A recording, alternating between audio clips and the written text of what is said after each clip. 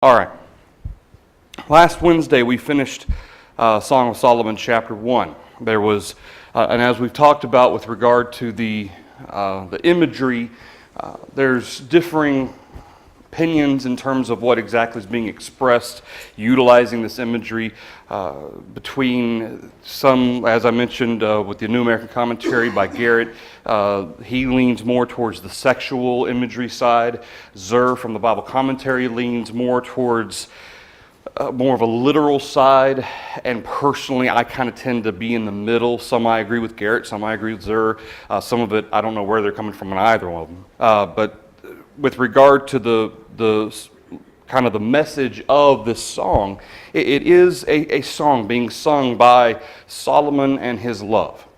And he's kind of referred to as the beloved by the Shulamite girl. And this Shulamite girl often refers to him either as beloved or my love, is sometimes also referenced as well. Yes, Nolan? I think Miss Ruby may have a comment. I just want to, I've been trying to keep my mouth shut as best as I can, as hard as it is. But many preachers don't preach on this or teach on this, do they? Because I've been going to church a long, long time, and you're about the first one I've ever heard of it. Well, I think the majority of that is because it's uncomfortable, I think, for a lot of people to talk about. And a lot of that rests on the way we've kind of been trained not to talk about sexual types of specifics and explicit type of language like that. And again, within the context of a husband and a wife, and that's what we're talking about, this is the type of eros love that is not discussed in the New Testament. Not because God failed to, but because the emphasis of love in the New Testament is one of a servant. It's about the spiritual more so than the physical, and as a result, the emphasis of love is on the agape and the phileo sense of love, the self-sacrificial relationship type of love that recognizes the communion of people together, whether that's a brother and a sister, a husband and a wife, and so forth. Whereas this eros, this is pure, it does have its basis in agape, it does have its basis in a relationship between a husband and a wife, but this is more so purely physical. Okay, eros is completely physical, romantic type of love. It is not really under consideration in the Song of Solomon or considering the eros lustful love. It really doesn't have anything to do so much with the spiritual. Not to say that that's not an acknowledgement of understanding that this is how this relationship is able to exist, because God has given us the blessing of marriage, but because this eros is based on our primal desires. And that's what the Song of Solomon is about. So, Ms. Ruby, to kind of speak to your point, I guess for two reasons. One, because it can be uncomfortable to talk about, and really the only appropriate setting to discuss it is an adult class. I wouldn't necessarily preach a sermon discussing the explicit nature of the Song of Solomon in a sermon or in any other type of setting. And the second thing is that it's hard to draw spiritual application from the Song of Solomon without stretching it a little. Okay, because a lot of the references, and we're going to notice, especially here in chapter 2, that there's going to be a lot of references that we find in our hymnals referring to Jesus. Okay, and as we've noted before, there have been a lot of Christian commentators, Christian again loosely, that have suggested that this is a metaphor or an analogy for the love Christ has for the church. You can only take that so far. I don't believe that's why it's here. I don't believe that's the intention Solomon had with it. This is an eros love that is wholly inappropriate to describe Christ and the church. You can draw some parallels with regard to different viewing the beloved or the Shulamite girl as of one having great value to them. Of course, Christ sees the church as having great value to him, and vice versa. But that's the extent of the comparison between Christ and the church. So anytime people try to use Song of Solomon to make some kind of spiritual application, generally based on the language of the Song of Solomon, they're really trying to stretch it to kind of make it fit. And that's just why the Song of Solomon stands out among any other books really in the entire Bible, because of the explicit nature of it. So you're not going to hear a lot of lessons or sermons on it, because it's a very specific type of study, I guess is the best way to put it. Any other thoughts on what Miss Ruby mentioned? Because, I mean, it's true. It's not something that's covered very often, but it's in the Bible for a reason. God gave it to us for a reason, and it is worth discussing. It is worth noting, and it is worth, certainly kind of the overarching acknowledgement here is that the sexual relationship is not some evil, sinful thing that is made okay by getting married. It is a blessing from God that is perverted by man. That blessing can only be obtained in marriage, but it is something that man takes and twists and perverts. And that's a completely different mindset, different attitude than the way generations in the past as a society have viewed the sexual relationship. Okay, and for that matter, discussions or references to it. Okay? All right, last thing we talked about last Wednesday night was verse 16 and 17, and this is a reference to the wealth that is being described, the sense of complete contentment. Okay, have you ever been out in a meadow on a perfect day, or lying in a hammock during a nice breezy 70-degree day, and you're just like, it can't get any better than this? Okay, that's kind of how the Shulamite girl is describing their house and their bedchamber. It's a place of complete contentment. It's a place of wealth. It's a place of security. And that's what's being represented here at the end of chapter 1. We go into chapter 2. She says, a lot of times this is appropriated to the man. I don't agree with that. She says, I am the rose of Sharon. I am the lily of the valleys. Like a lily among thorns, so is my love among the daughters. So again, notice at the end of chapter 1, we have the woman speaking. There is nothing to suggest. Keep in mind, chapter headings are put in by man. Solomon didn't put the chapter headings in. So, or chapter endings and whatnot. So in chapter 2, she's continuing to speak. I am the rose of Sharon. In fact, throughout the Song of Solomon, the woman is referred to in the feminine as a flower, as a dove or doe, and the man is referred to as a stag, as more masculine type of imagery being used. The ironic thing about that is, how is the rose of Sharon and the lily of the valley often analogized in the New Testament? As Christ. Yeah. And again, to say that it's from the perspective that these are of value, that these are sought after, I have no problem with that imagery. But again, to link it to the specific of the Song of Solomon, I don't believe is appropriate, because the woman's speaking about herself. She's describing her and her beauty. Okay, I am the rose of Sharon, I'm the lily of the valleys. And then there's debate between, in verse 2, whether or not now the beloved Solomon is speaking, or if she's continuing to speak. And I'll give you both sides of this. Like a lily among the thorns, so is my love among the daughters. So if she's speaking here, she's describing herself in verse 1. And then in verse 2, now all of a sudden she's flipping over to Solomon. If that's the case. I don't think that's the case. I believe that the man Solomon is speaking here. But she says, like a lily among thorns, so is my love. She's describing her love for Solomon, her love for her husband, but then trying to fit that among the daughters is kind of weird. And I'm going to continue to bring out what Ben brought out last Wednesday about the daughters perhaps being a reference to the concubines and the wives of Solomon. Okay, rather than just all the women of Jerusalem in general. That gives it a little bit more specificity. I said it once, I'm not going to say it again. It makes it more specific. Okay, and some of the application from it seems to fit very well. But then verse 2, again, the man is described in more masculine ways. Not to say it has to be that way, but it's interesting because the way Garrett interprets this as the beloved speaking, which I tend to go along with, he says, backing up what she just said, like a lily among thorns, so is my love, the Shulamite girl, among the daughters. So the daughters are thorns. Which sounds terrible to say, but he's comparing, relatively speaking, she is far more beautiful, far more lovely than any of the other daughters of Jerusalem. Again, whether he's referencing his other wives and concubines, again, we don't read of Solomon having a favorite or anything like that. But this is how, and I do believe that fits a little bit better than thinking that she's continuing to speak here in verse 2. I think he's inserting his thought about her like a lily among thorns.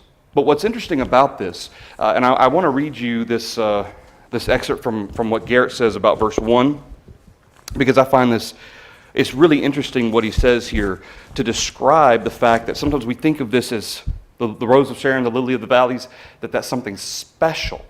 And he has a really interesting take on this, and I thought this was kind of different. He says the flowers mentioned here are not the modern namesakes. The rose of Sharon probably is a crocus, daffodil, or narcissus. The lily refers to a flower of an unknown variety. Fox, and so he quotes another commentator, Fox correctly notes that this is not self-praise, but a very modest self-appraisal on her part. She is saying that she is only one of many flowers. So if we represent Sharon and the valleys as being the daughters of Jerusalem, okay, the other wives and concubines of Solomon, she refers to herself as just one of them.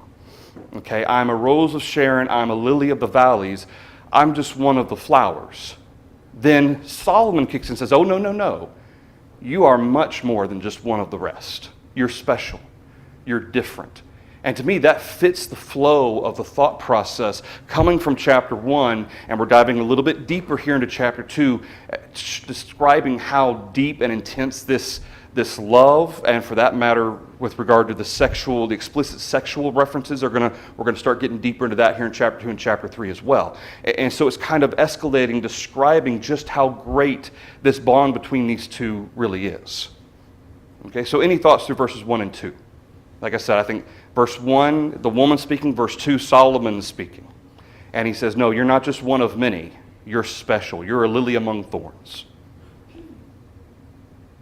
Any thoughts through that? Okay. Verse 3. So now the Shulamite woman speaks up again. She's going to refer to the beloved among the sons. Notice the contrast from verse 2, which again fits that imagery of the Shulamite girl among the daughters, not Solomon. And now here's Solomon among the sons. Okay, so you have this gender-specific references here. Verse 3, like an apple tree among the trees of the woods, so is my beloved among the sons. I sat down in his shade with great delight, and his fruit was sweet to my taste. So she's describing an apple tree among the woods, among the forest. You can't just eat any random thing of a tree. Okay, apple tree bears beautiful fruit, and apples were highly prized in Solomon's time. And really, they are today too. So is my beloved among the sons. Okay, the rest of them are just trees. But my love, my beloved, he's special. He's different. And this ties right back into verse 2, how that Solomon acknowledges that his love, you're different. You're not just like everybody else. To that extent, again, if we're going with the daughters of Jerusalem as being the reference to the daughters in verse 2, then the sons here, I still think is going to be more broad, probably, than any other of the men, okay? Or you could be even a little bit more specific among the princes of Jerusalem, okay? Of the finest of the men of Jerusalem is kind of the thought process, if you're going to kind of compare the two together. I sat down in his shade with great delight. His fruit was sweet to my taste. There are those who try to take a sexual reference to this. I don't think we're quite there yet. Okay, I think this is just describing the beauty of Solomon, okay, his stature, his countenance, the fact that he is a kind of a paragon of glory as far as she's concerned. And so eating of his fruits is this relationship, this love, and the blessings that it brings. I think this is still very broad. There'll be plenty of opportunity for the sexual nature of things later. I don't think we're quite there yet. Okay, so anything through verse 3. Verse 4. So, the Shulamite, and it says the Shulamite, again, remember these italicized, man has put in these headings, Solomon didn't write this, but it's trying its best to give us an idea of kind of how the song is proceeding, to let us know who's speaking and to whom are they speaking. And this, you can remember we talked about the three different parties. We talked about Solomon, which is the beloved, the Shulamite girl, which is his love, and then the third party would be their friends, whether it's the daughters of Jerusalem. Sometimes it could be a reference to both men and women of Jerusalem, and then at one point in this verse, it could be specifically the men or the sons of Jerusalem. But again, there's that third chorus, basically chorus party that we're aware of by the inference that she's not speaking to him. She's speaking about him in third person to someone else, to a group of people. And that's why it says to the daughters of Jerusalem, or to this chorus. He said, he brought me to the banqueting house, and his banner over me was love. Sustain me with cakes of raisins, refresh me with apples, for I am lovesick. So verse 4, he brought me to the banqueting house. There are those, again, I think it's Zur that references the banqueting house as being associated with a wedding ceremony. And there is some, I guess, relationship in the Song of Solomon as describing not just the relationship of the Shulamite girl with Solomon, but how this came about, okay, of the increasing fondness and then the ceremony and then him taking her to his bedchambers. And that could be, or as Garrett seems to kind of represent it, it's a place of joy. It's a place of delight. It's a place that is not of deep thinking. It's not a place of sorrow. It's just a place of relaxation, of contentment, I guess you could say. And whether or not what's being described as something special, I don't really find that here. So I tend to think along the lines of Garrett, that this isn't just describing some kind of wedding ceremony or after a wedding ceremony. It's describing the fact that he's taking care of me. Okay, he's making me content. He's making me delighted. And so then that last part of verse 4, his banner over me was love. I think we have a hymn or something along that line, some kind of phrase in that hymn references the banner over us is love or something along that line. I assume that this is where they get it. This particular point, again, this is not sexual in nature. This describes, well, what is a banner? I think the King James has ensign. Well, what is a banner? And don't just think of a banner like happy birthday or something like that. What does the banner or the ensign represent? What is it in a military? Because it's it's kind of a military or organizational reference. Okay, insignia. You remember, especially when you think about old kingdoms, Roman Empire, going back to Solomon's time, what would be a part of the army? And even really going back to, World War II, we think about the statue of the men on Iwo Jima. What are they raising? The flag. Okay, and it represents their nationality. It represents the authority and the power of that particular kingdom. And so this particular concept, his banner over me was love. It's this representation of you belong to me. Okay, and instead of it being an authoritative king to some subservient, it's one of love. Okay, that's what's being described. It's also protective. Okay, there's a sense in which there is some kind of protective nature that she feels because of Solomon's relationship to her. But she's describing it in terms of a kingdom, almost. And that fits very well with the idea, since Solomon is a king, and she is one of the daughters of Jerusalem, so to speak, one of the queens or concubines that he especially loves. In taking her to the banqueting house, taking care of her, comforting her, he also protects her, and he loves her so much that he is describing this relationship not as one of a master to a servant, but as one lover to another, is kind of the idea. Anything to verse 4? Yes, sir. When I think about a banner, I think about proclaiming something, advertising something, and making it known to everyone. Yeah. So. Yeah. Yeah, not something that he was trying to hide. Yeah. Yep. That's certainly true. I mean, you're not, the American flag, you didn't try to hide it. It was proud. It was something that you were proud of. And then the same thing with the Roman Empire. They had their guys carrying their big flags with the eagle and whatnot on it to represent the Roman Empire. This is something they were proud of. They were willing to identify themselves as being part of this kingdom and a part of that army. And so to that extent, can you use that phrase by its most basic representation definition with regard to us in Christ? Does Christ protect us in his love? Sure. Again, it's not a romantic type of love. It's a self-sacrificial love. And to an extent, I think you can relate that verse 4, because this banner isn't just a romantic love. It is the core of their relationship that will certainly have its basis in agape as well. Okay? A couple has more than just a sexual relationship. Sure. There's all kinds of relationships. Sure.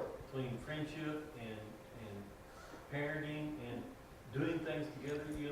Do a lot of things that, like the honeymoon. This could be describing the honeymoon. They do things together. Yeah. You exclude everybody else during this time that you're getting to know each other. Right. You're doing things besides the bed. Well, You're doing all kinds of other things that to build a unit. Right. Build a relationship. Well, and a lot of times we describe the newlyweds. Okay, they're just so excited to be around each other. Right. And that's that energy, that excitement, that very obvious love, that two people have for one another. And certainly that's being described as a part of this as well. He says in verse 5, "Sustain me with cakes and raisins, refresh me with apples, for I am lovesick." This reference, and there's a whole lot of different representations of what, the raisins, the apples, as being some kind of a cultic reference and so forth. Just read it for what it is. Okay, and especially in relation to the banqueting house. This wasn't just a place, this wasn't like a bar, okay, what's being described here, banqueting. This is a place where you're refreshed, a place where you are taken care of, where you can be content. And this particular verse 5, "Sustain me with cakes of raisins, refresh me with apples, for I am lovesick." Whether this reference has anything of a actual literal nature, like he's feeding her food, or if it's just representative of him taking care of her, fulfilling this love sickness, taking care of that love sickness that she has. He's nourishing her. Okay? When you connect verse 4 and 5 to verse 6, there is certainly a going from a broad love nature to a more specific, explicit nature, verse 6. "His left hand is under my head, his right hand embraces me. I charge you, O daughters of Jerusalem, by the gazelles or by the does of the field, do not stir up nor awaken love until it pleases." So verse 6 describes the embrace that Solomon is giving. And again, remember, Solomon's writing this, okay? It's not, and again, I don't know if Solomon ever worked with anybody else on his songs, okay? If one of his wives was helping him and she wrote her part, he wrote his. I'm not going to say that's not possible, but I've never read anything that suggested that. Everybody says that Solomon's, he's the one that is putting these words and these thoughts in her mouth. And I'm fine with that too. So he's describing all of this to show this great relationship between the two. His left hand being under her head is kind of this loving, supportive nature. And then the right hand embracing her, whether it's a hug or it has more of an explicit sexual element. That's what both Zur and Garrett seem to think, the right hand embracing her in some kind of a sexual way. That could be it as well. And then she goes into verse 7, "I charge you, O daughters of Jerusalem." And again, let's take this from what Ben suggested. If this is the wives and the concubines, and it would make a little bit more sense looking at it this way. "I charge you, do not stir up or awaken love until it pleases." So, and both Zur and Garrett have completely different ideas on what this means. And I'll just give you what I think it means. I think she's saying, listen, me and my love, we're going to be spending the night together in the bed chamber. Do not bother him. Do not bother us. Leave us alone. Don't come knocking on the door. Okay, that sort of thing. And that's, to me, that's kind of what verse 7 describes, especially in light of if she's specifically addressing the other wives and concubines. Don't bother us. Leave us be. By the gazelles or by the does of the field. And again, she's not... Zur, he brings up a question about how can she swear, because I charge you. Okay, I swear to you by the gazelles and the does. And I don't think that's what she means, because Zer's kind of confused about why is she saying this. It's some kind of cult reference. No, it's not that she's swearing by animals. It's the idea of the gazelles and the does and the relationship of, because later on, she's going to describe Solomon as a gazelle. And then does are what type of a deer? Male or female? Female, okay? So this is the way of nature. Okay, this sexual relationship is the way of nature. By the gazelles or by the does of the field. This is something God has established. I mean, I know she doesn't reference this, but this is the understanding. God has established this between a husband and a wife. Do not stir up or awaken love until it pleases. Until we're ready to wake up, until we're ready to come out of the bedchamber, don't bother us. Okay, and I think that makes more sense than some of the confuddled nature of some of the other interpretations that some of the other commentaries bring out. Anything through verse 7? I'm kind of leaning towards not even narrowing it down that far as to that time, just a whole honeymoon. Yeah, it could be. Yeah. The time they have to bond together. Yeah. And it's the word bond, they just get to know each other. Sure. I mean, that's what he or she is saying right here. We're getting to know each other. Yeah. And we like it. It's beautiful, and I think that's part of the writing here of the wisest man ever lived. The beauty of this is by God. Right. And of course, I mean, to emphasize, they are in a married relationship. So what the things that they're doing, and I do believe there might be some sexual component kind of implied in all of this, as it's going to get more specific going forward. That's not inappropriate. But at the same time, remember how things used to work. It wasn't like you dated for a time, got to know each other, then got engaged for a time, get to know each other even better, and then got married. Okay, Solomon as king could just say, hey, I want her for my wife, and if she's not married, she's a virgin of Jerusalem, then she can be taken as his wife. Okay, so it's not like in other words, the getting to know each other part comes after they get married. Okay, so that's kind of what's being described here. Anything else through verse 7? Yes, sir. Just think about the sheer numbers of wives and stuff he had. Obviously, everybody's going to be vying for time. Yep. Mm-hmm. He could switch every day. Sure. Not enough time. Yeah. Yeah. And so, and that may emphasize even more the importance of time this is to her. Please don't disturb us. Please don't bother us, because this time is valuable to her. She may not get a lot of other time with him, and this is the time that she has to be able to be with him, be with her love. Yeah. Anything else through verse 7? All right. So, verse 8.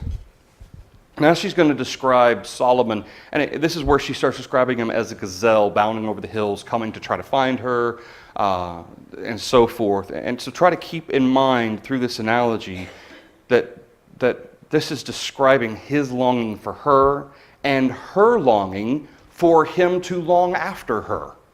Okay? Try to follow that train of thought. For a woman, perhaps the only thing more exciting than to have someone that you long for is to know that they're longing for you too. Okay? And this is to me, this is what this is describing, verses 8 and 9, 10, where she's describing kind of the excitement of knowing that he's longing for her.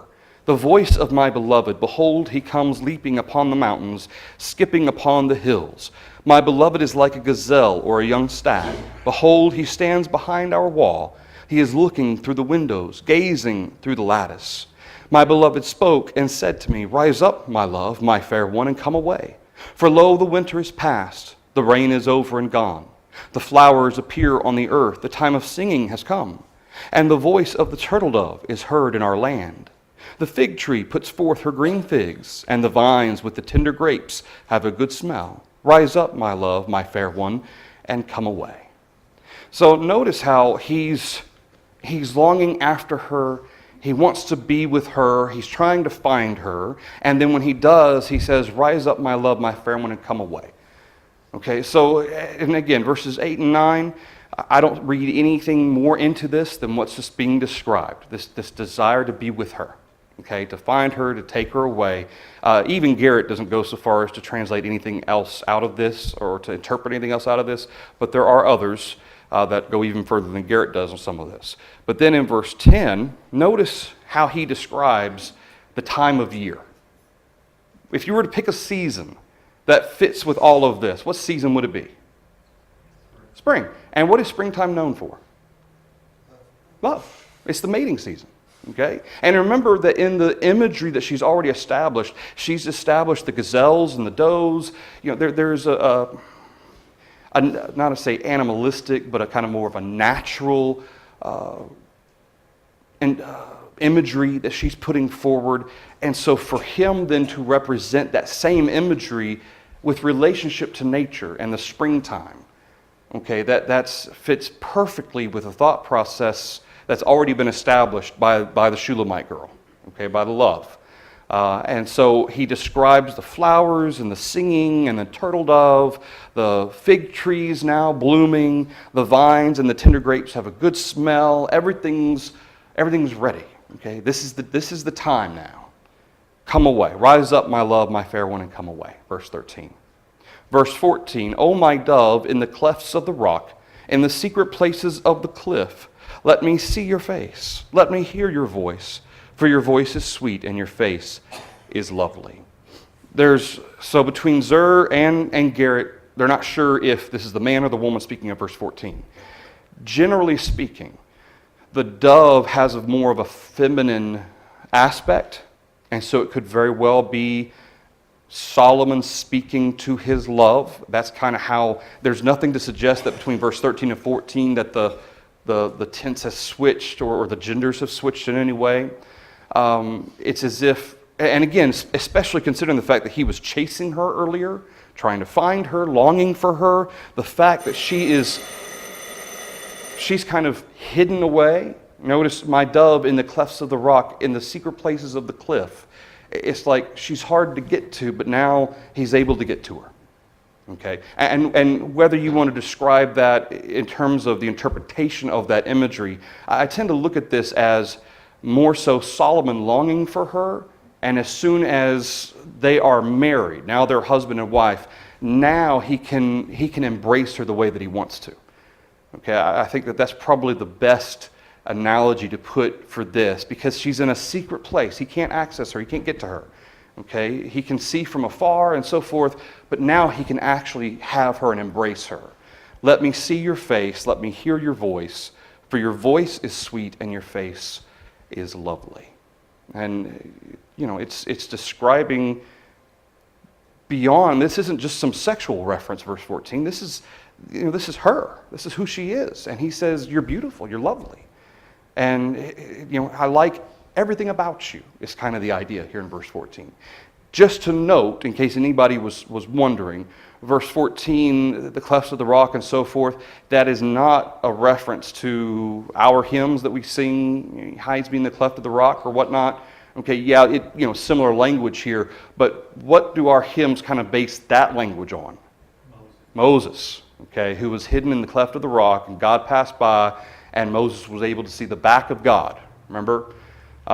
And that's the reference that our hymns make regarding being able to be close to God, being able to see God. This is not associated with our hymns. So just in case anybody was like clefts of the rock and face and so forth, and this isn't being utilized in our hymns, as far as I know, as far as I can tell. Anything through verse 14? All right, verse 15. So verse 15 is an enigma. Both commentators reference this. In fact, anything else you read are going to say, verse 15 is really strange. We're not really sure who's speaking here. And based on they don't know who's speaking, they're not sure how to interpret it. I tend to look at this as the chorus. Okay?